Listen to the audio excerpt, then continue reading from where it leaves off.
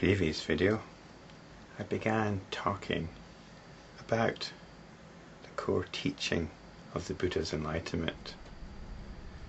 It's known as the Pratitya Samutpada, which is translated in various ways, not very inspiring ways perhaps, as conditioned co-production or dependent arising.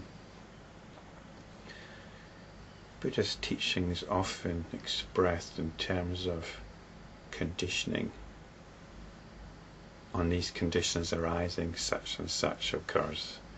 If you remove these conditions of suffering, then suffering will disappear.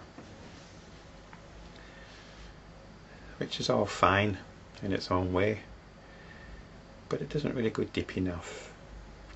The Pratitya Samutpada is normally presented as 12 links, 12 nidanas. The thing about a chain is, it's one thing. You can examine each of the links, and you can say this link is dependent on all the links that go before it. But really what we're concerned is with the whole chain, and of breaking that chain. So the chain is one thing,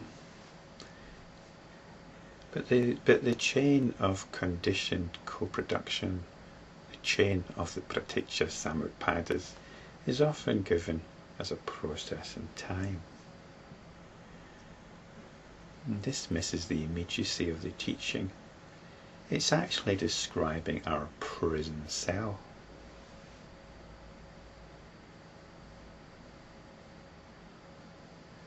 There are two giant hinges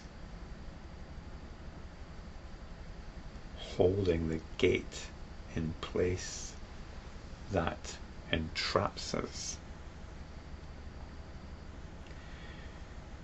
Now you might have looked into this before, or you might be a little bit daunted. Pratitya Samutpada, are we going to be getting into some technical stuff here? No. I said in the previous video, we're going to be shining a light. We're going to be shining a light on you. On why you are not liberated right now. If you are, apologies. But even if you are, these chains can still tangle you up from time to time. So hopefully there'll be some use in this. But as enlightenment practitioners, we have to ask ourselves this question: why am I not enlightened right now? If you are enlightened, then you won't be asking any questions. But if you aren't, or if you're struggling in your practice, the question you ask is, why am I not enlightened right now? There are two factors. Well, there's actually only one factor, but we can split it into two. The one factor is to do with our attention, and the second factor, which depends on the first one, is our moods. Our moods and our attention determine whether we're enlightened or not.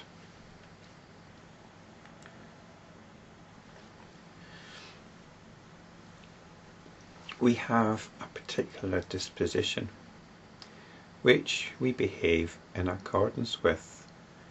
It's what it feels like to be me.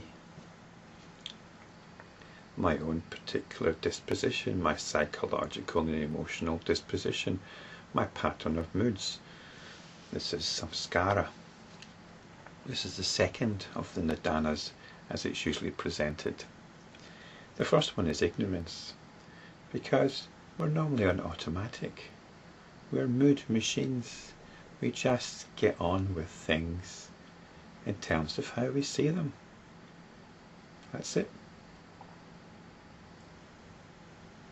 And the outcome is we get old, we might get sick, and we die.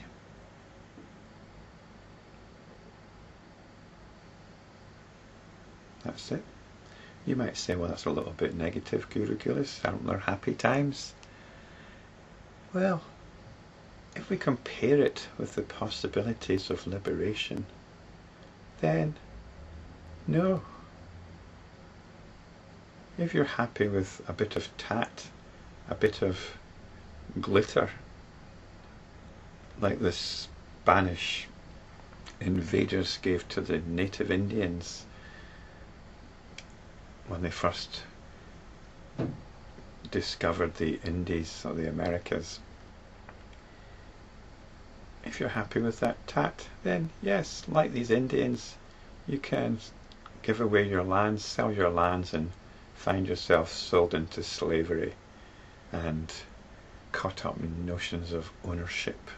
So if you're happy with bling, glittery things, well, I don't think you'd be listening to this if that were the case.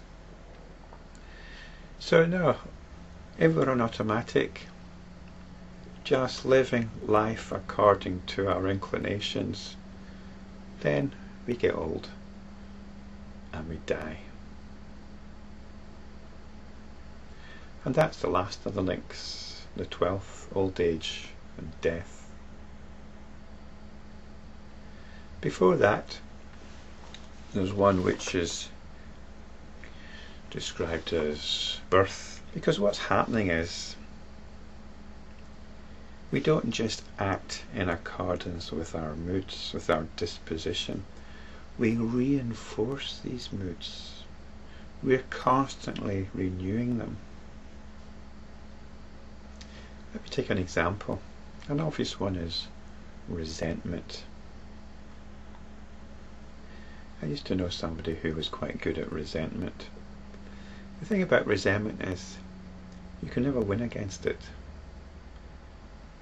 If somebody feels you've done them wrong, then they resent it. And they'll resent it, especially if you don't acknowledge that you've done them wrong. They'll carry on resenting you for it. And if you did acknowledge that you did them wrong, well, then they're vindicated in the resentment. It just reinforces the resentment. You can never win against resentment. It takes whatever it can and feeds itself. And this is the same with most things. It's the same with most of our moods.